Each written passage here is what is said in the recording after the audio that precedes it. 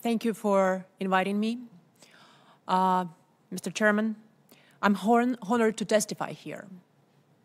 I'm running anti-corruption organization in Ukraine.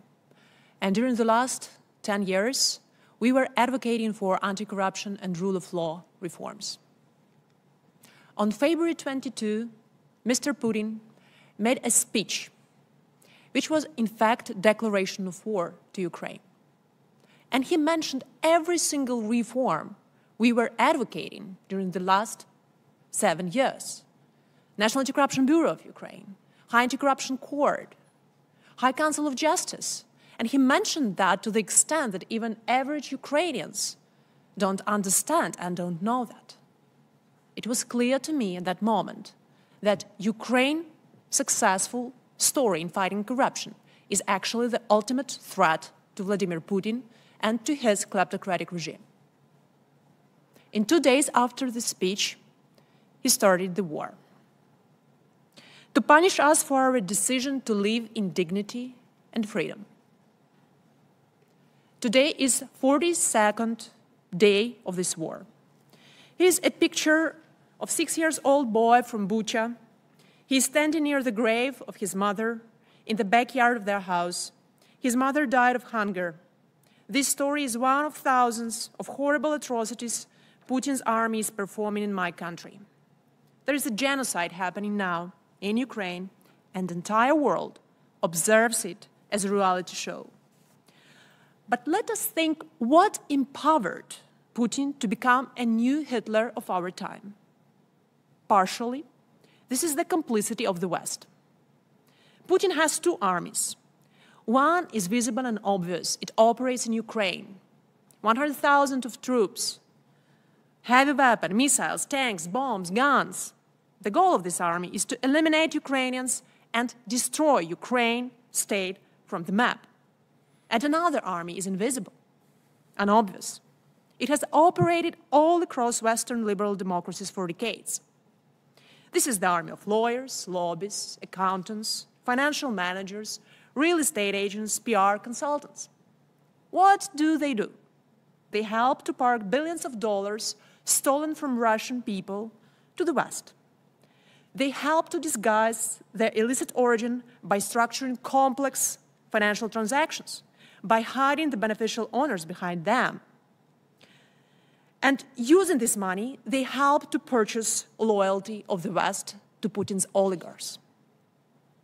How big and powerful this army is.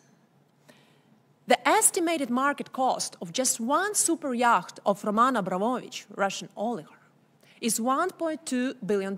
It's Eclipse super yacht. The estimated budget cost of weapon Ukraine received from the US this year is about $2 billion.